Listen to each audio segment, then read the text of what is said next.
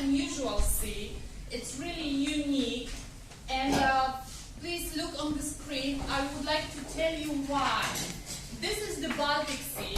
The Baltic Sea is surrounded by land. We say that the Baltic Sea is inland sea, because it is surrounded by land.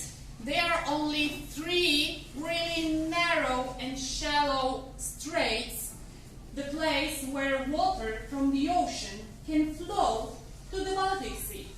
That's why in the Baltic Sea, water is brackish. It's like the salinity is really low. So there is salt in water, but it's really low. Salinity is really low.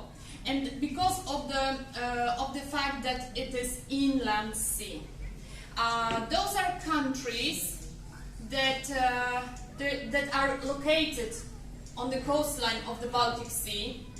There is 9 of them, and here you can see the